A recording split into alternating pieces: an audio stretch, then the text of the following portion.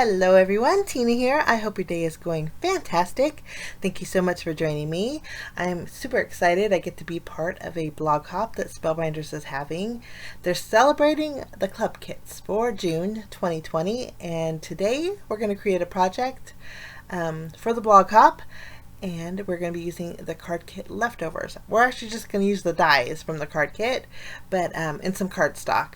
So we're going to jump in, and I have some white cardstock here. I'm using the cardstock that I use for my card bases, so it's a real heavyweight cardstock. If you wanted to use watercolor cardstock to die cut out your images, you very well could. I'm taking the largest flower, the flower insert, the leaf insert, the circle, the flourish, and we're going to do some die cutting. After everything is die cut out, oh, I did do the flower centers here too. So we have 3 leaves, 2 flourishes, and then the detail piece for the flower center, and then the flower background. Some of these pieces we're not going to need, so I'm going to put these aside. The spines we're not going to use, the flower center, and the backing for the flower. So these are the pieces that we're going to use to color in with the Fun Stepper's Journey liquid colors. These are so neat. They are a dye-based ink that are great for watercoloring, and so I have 4 colors that we're going to use to dip our white card die cut pieces in. We're going to start off with Lemon Drop, and it's very intense. All of these colors are pretty intense, guys, so I'm going to dilute them just a little bit, and you can see here after I dip, it's pretty bold and vibrant. That's the great thing about the liquid colors. But we're going to dip some die cuts today. So I have my yellow flourishes done, and we're going to do the flower center. We're actually going to dip it one more time to get a little bit of a darker hue to it. But I just love the way this looks. I have some white areas open on my flourishes, and I like that. It kind of gives an organic look to it. We cleaned up the mess, and now we're going to go in and color our flower. We're using bubblegum and watermelon fusion, and I'm going to bring in 1 drop of the Lemon Drop for a little bit of variant in color, and you can see how bold and vibrant these colors are. My goodness. We're just going to dip our flower in here, kind of spreading that color out.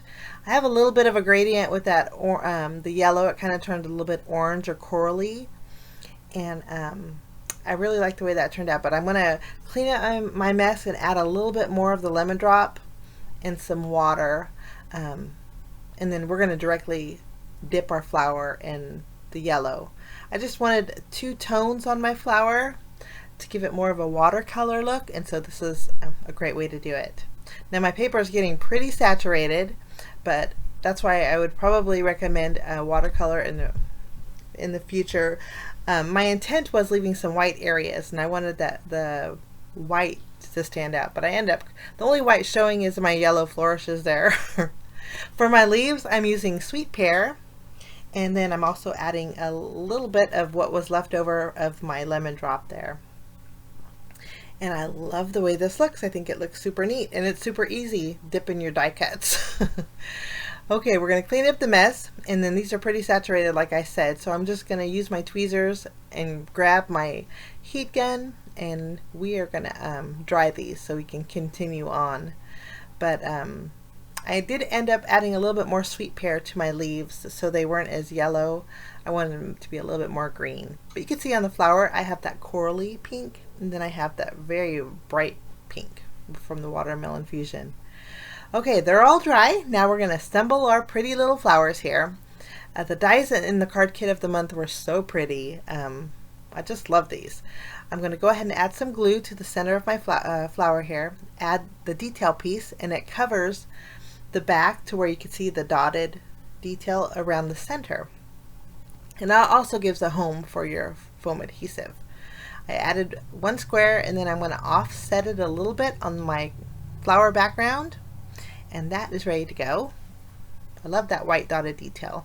I'm going to go ahead and add a dot of glue, and using my jewel picker, which I just can't find. Usually I have it to the right of me, but I think it's to the left. There we go. We're just going to add our kind of got buried in my desk, but we added our flower center. Next we're going to add some glue behind the spine. We're going to leave it white. We're going to add our spines to our green leaves here. I love the way this looks.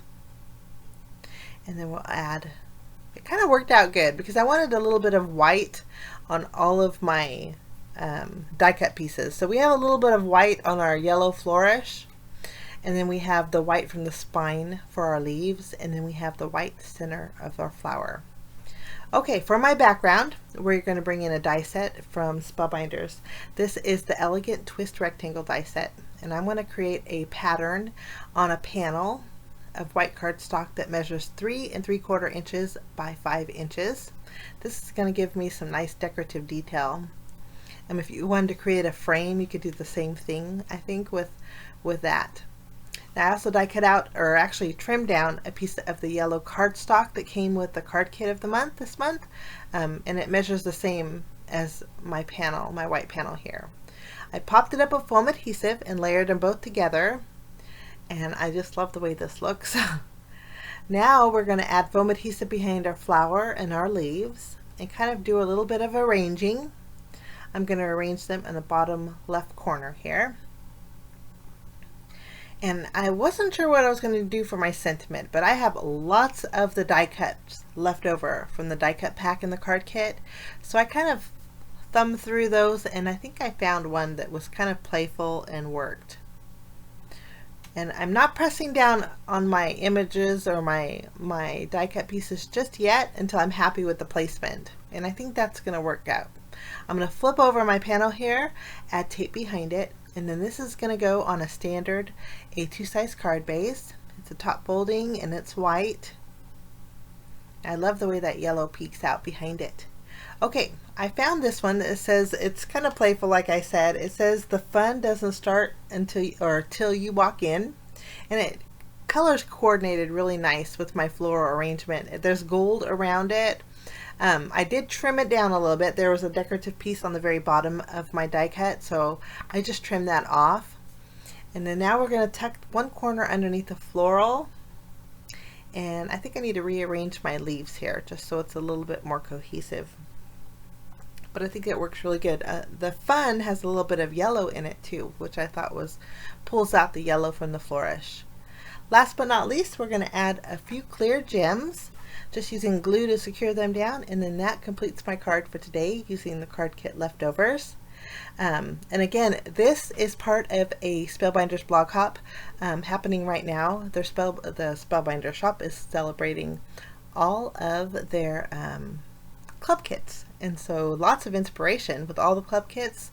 I'll link the Spellbinders blog down below. It's always nice to start at the beginning, and there's a chance, guys, to win a $50 gift card. 3 chances actually, so I encourage you guys to check it out. Have a fabulous day. Thanks so much for stopping by. We'll see you again real soon.